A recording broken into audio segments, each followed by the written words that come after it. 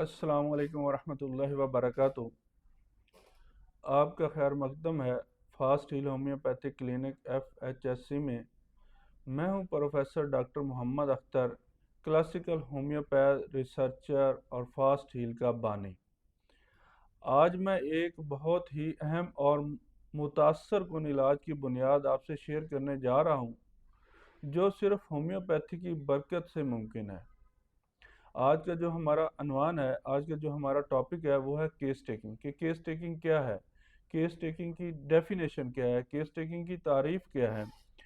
Case taking سے مراد وہ مکمل، منظم اور گہرا عمل ہے جس میں معالج ہومیوپیتھ مریض کی جسمانی، ذہنی، جذباتی، مورسی اور ماحولیاتی کیفیت کو باریکی سے سمجھتا ہے تاکہ اس کی اندرونی حالت، وائٹل سٹیٹ کو پہچان کر صحیح ہومیوپیتھک دوا منتخب کی جا سکے۔ کیا ہے کیس ٹیکنگ سے مراد کیا ہے؟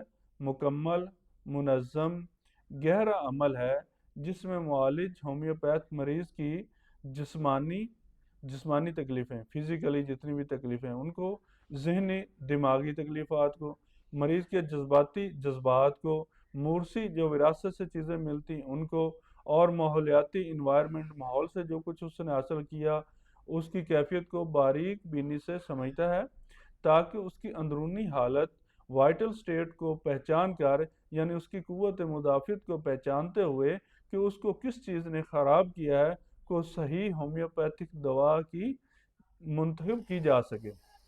یعنی جب وہ وائٹل فورس کو پہچان لیتا ہے کہ اس کو کس چیز نے خراب کیا ہے تو پھر وہ صحیح دوا جو ہے وہ منتخب کر سکتا ہے، صحیح دوا کو سلیکٹ کر سکتا ہے۔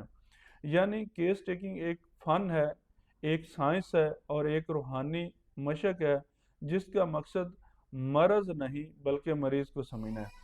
کیس ٹیکنگ کیا ہے؟ کیس ٹیکنگ ایک فن ہے، ایک سائنس ہے اور ایک روحانی مشق ہے جس کا مقصد مرض نہیں بلکہ مریض کو سمجھنا ہے۔ ڈاکٹر ہنیمن آرگینن آف میڈیسن میں ایفورزم 83 to 104 میں کیس ٹیکنگ کے متعلق بتاتے ہیں۔ کیس ٹیکنگ کے بنیادی مقاصد، اس کے بنیادی مقاصد کیا ہیں کیس ٹیکنگ کے؟ کیس ٹیکنگ کے بنیادی مقاصد میں پہلا جو مقصد ہے وہ ہے مریض کی مکمل تصویر حاصل کرنا۔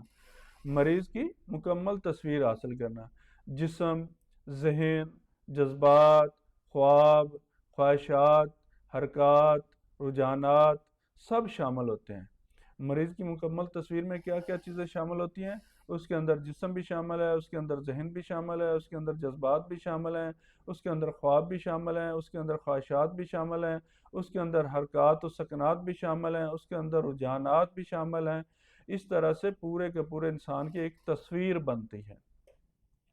پھر انڈیویجولائزیشن، انفرادیت، فرق نکالنا۔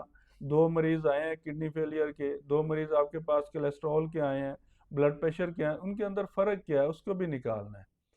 ہر مریض الگ ہے، اسی لیے دوا بھی انفرادی ہونی چاہیے۔ جیسے مریض ایک دوسرے سے الگ الگ ہیں، ان کی سوچ الگ الگ ہیں، ان کی خواہشات الگ الگ ہیں، ان کی حرکات و سکنات الگ الگ ہیں، اسی طرح سے ان کی ادویات بھی الگ الگ ہیں، بے شک ان کا مسئلہ ایک ہی کیوں نہ ہو۔ وجہ اور سمت مرض کو جاننا۔ تیسرے نمبر پہ کیا آتا ہے؟ وہ ہے وجہ اور سمت مرض کو جاننا۔ بیماری کہاں سے شروع ہوئی، کس سمت میں جا رہی ہے اور اس کا رجحان کیا ہے، یہ کیا رجحان رکھتی ہے۔ بیماری کہاں سے شروع ہوئی، کس سمت جا رہی ہے اور کیا رجحان رکھتی ہے، یہ ہے تیسرے نمبر پہ مقصد۔ اور چوتھے نمبر پہ ہے حقیقی مزاج کو پہچاننا۔ حقیقی مزاج کو پہچاننا کیا ہوتا ہے؟ کانسٹیٹیوشنل، مریض کی جسمانی ڈھانچے، یعنی مریض کی شکل و صورت، اس کی شبہات، اس کی تصویر، اس کی چیزوں کو دیکھنا، نقاش جو ہیں پیشنٹ کے، جب ہم دیکھتے ہیں کہ اس کا رنگ کیسا ہے، اس کی ہائٹ کتنی ہے، سمارٹ ہے، دبلا ہے، پتلا، ان چیزوں کو، اس کی عادات کو، موسم کو، نیند کو، غذا کو، کیا پسند ہے کیا نہیں پسند، نیند کیسی ہے، گرمی لگتی ہے، سردی لگتی ہے، اس کی عادات کیسی ہیں، ہیبٹس کیسی ہیں، پسینہ کیسا ہے، ان سب چیزوں کا تجزیہ کرنا۔ اور پانچویں نمبر پہ ہے مینٹل سٹیٹ کو سمجھنا۔ یعنی مینٹل سٹیٹ کو سمجھنا کیا ہوتا ہے؟ مریض کے خیالات کیا ہیں، مریض کے اندر خوف کیا ہے، مریض کے اندر غصہ کیا ہے، مریض کے اندر دکھ کیا ہے، مریض کے اندر حسد کیا ہے، مریض کے اندر حساسیت کیا ہے، تنہائی پسند ہے، اعتماد ہے، مایوسی ہے، کیا چیز ہے، ان سب چیزوں کو دیکھنا۔ اب آتے ہیں ہم آگے کیس ٹیکنگ کے مراحل۔ کیس ٹیکنگ کے مراحل کیا ہیں؟ سب سے پہلے ہے آبزرویشن کرنا، مشاہدہ کرنا۔ مشاہدے میں کیا ہے؟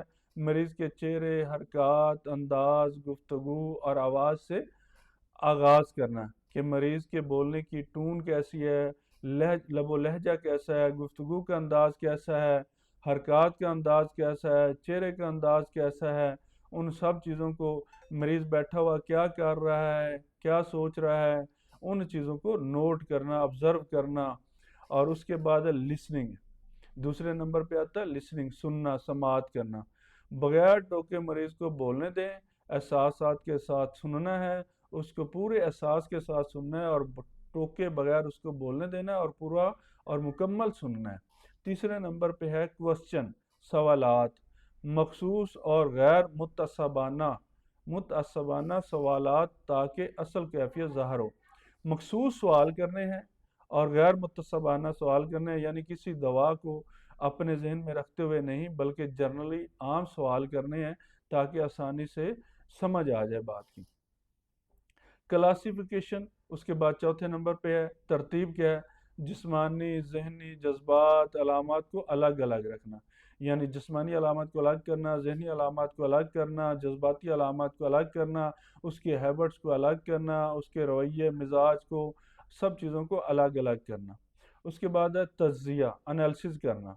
انالیسز میں کیا کرنا ہے؟ وہ دیکھنا ہے کہ پی کیو آر ایس کیا ہے، پی کیو آر ایس یعنی امپورٹنٹ سمٹمز کون کون سی ہیں، اہمیت والی سمٹم کون کون سی ہیں، اور کون سی ایسی علامات ہیں جن کو ہم چھوڑ نہیں سکتے، اور کون سی ایسی علامات ہیں جنہیں ہم نے چھوڑنا ہے۔ اس کے بعد ایویلویشن سے مراد ہے درجہ بندی۔ اب درجہ بندی کرنی ہے علامات کی کہ کون سی علامت کتنا وزن رکھتی ہے، کون سی علامت امپورٹنٹ ہے، کون سی علامت غیر امپورٹنٹ ہے، کون سی علامت کو چھوڑنا ہے، کون سی علامت کو نہیں چھوڑنا، وہ چیزیں، یعنی اس کی مائنڈ، جرنل اور پارٹیکولرز۔ ساتویں نمبر پہ آ جاتا ہے ریپرٹائزیشن اور سلیکشن۔ ریپرٹائزیشن میں کیا کرنا ہے؟ آپ نے ریپرٹری کو پہلے دیکھنا ہے اور اس کے بعد مٹیریا میڈیکا کو دیکھنا ہے۔ مکمل تجزیہ کے بعد، ریپرٹری کے بعد، پھر مٹیریا میڈیکا سے مناسب دوا کا چننا ہے۔ جو ہائی کورٹ ہے، سپریم کورٹ ہے، جو آخری حتمی فیصلہ ہے، وہ مٹیریا میڈیکا کا فیصلہ ہوگا۔ اس کے بعد اگلے نمبر پہ جاتے ہیں۔ اگلا نمبر ہے ذہنی و جذباتی پہلو، کہ ذہنی و جذباتی پہلو کیا ہیں؟ ہومیوپیتھی میں ذہنی علامات، مینٹل سمٹم کو سب سے زیادہ اہمیت حاصل ہے کیونکہ یہی مریض کی اصل تصویر دکھاتی ہیں۔ ہومیوپیتھی میں ذہنی علامات، مینٹل سمٹم کو سب سے زیادہ اہمیت حاصل ہے کیونکہ یہی مریض کی اصل تصویر دکھاتی ہیں۔ مثلاً غصہ کس بات پر آتا ہے، کیوں آتا ہے، کس وجہ سے آتا ہے، غصہ میں کیا کرتا ہے، کیا دل چاہتا ہے، غصہ کتنی دیر رہتا ہے۔ اسی طرح ڈر کن چیزوں سے لگتا ہے، کن چیزوں سے ڈر آتا ہے، اندھیرے سے ڈر آتا ہے، کسی چیزوں سے ڈر آتا ہے، یا کیا خوف ہے اس کے اندر، موت کا خوف ہے، کس طرح کا خوف ہے۔ کیا مریض تنہائی پسند ہے یا کمپنی پسند ہے، کمپنی میں رہنا زیادہ پسند کرتا ہے، تنہائی میں رہنا زیادہ پسند کرتا ہے، کیا ہے۔ اس کے بعد تعریف سے خوش ہوتا ہے یا ناراض ہوتا ہے، اگر مریض کی تعریف کی جائے تو آیا کہ اس میں وہ خوش ہوتا ہے یا ناراض ہوتا ہے۔ پھر جب ہم حوصلہ افزائی کرتے ہیں، مریض کی تسلی دیتے ہیں تو اس میں کیا ہوتا ہے۔ یہی سب ریمیڈی پکچر سے میل کھاتا ہے، یعنی دوا کے اندر جو دوا کی علامات ہیں وہی مریض کی علامات جب آپس میں ملتی ہیں تو وہ جو دعا ہم دیں گے وہ اتھینٹک ہوگی، 100% صحیح کام کرے گی۔ یہی ہمارا مشن اور مقصد ہے سیکھنے اور سکھانے کا۔ اب چلتے ہیں خلاصہ کیا ہے کیس ٹیکنگ کا؟ یہ ایک مقدس عمل ہے جس میں مریض کے دل کی بات سنی جاتی ہے۔ کیس ٹیکنگ کیا ہے؟ ایک مقدس عمل ہے۔ اس میں کیا ہوتا ہے؟ مریض کے دل کی بات جو ہے وہ تسلی سے تفصیل کے ساتھ سنی جاتی ہے، جسمانی و نفسیاتی پہلو کو سمجھا جاتا ہے، اس کے ٹوٹیلٹی آف سمٹم کے مطابق دوا دی جاتی ہے، یعنی مریض کی جو ٹوٹیلٹی آف سمٹم ہے، جو ہم نے پورا کیس لیا ہے، دیکھا ہے، اس میں فزیکل، مینٹلی، جذبات، جو بھی سمٹم ہم نے اکٹھی کی ہیں، ان تمام سمٹم کو دیکھتے ہوئے ہم نے دوا کو پرسکرائب کرنا ہے۔ ایک good case taking is half the cure, یعنی آپ کا کیس ٹیکنگ جتنی اچھی ہوگی، جتنی مضبوط ہوگی، اتنا ہی آپ کا مریض جلدی کیور ہوگا۔ یعنی اچھا کیس لینا علاج کا آدھا حصہ ہے، یعنی آدھا مریض تب بھی آپ کا ٹھیک ہو جاتا ہے جب آپ اچھی کیس ٹیکنگ کرتے ہیں۔ کنسولیشن نتیجہ کیا ہے؟ اب ان تمام چیزوں کا نتیجہ کیا ہے، اخذ کیا ہے، وہ دیکھتے ہیں۔ کیس ٹیکنگ ہومیوپیتھی کی بنیاد ہے، اگر بنیاد درست رکھی جائے تو دوا خود بولتی ہے۔ کیس ٹیکنگ کیا ہے؟ کیس ٹیکنگ ہومیوپیتھی کی بنیادی چیز ہے، بنیاد ہے۔ اگر آپ کی بنیاد درست ہے، اچھی ہے، مضبوط ہے، تو دعا خود بخود بولتی ہے کہ میں اس کی کون سی دوا ہوں۔ یعنی مریض جب اپنا کیس ٹیکنگ ہم کر رہے ہوتے ہیں تو آٹومیٹیکلی ایک پکچر بن رہی ہوتی ہے، وہ پکچر جب دوا سے ملتی ہے تو دوا خود بخود بتا دیتی ہے کہ میں اس مریض کی دوا ہوں۔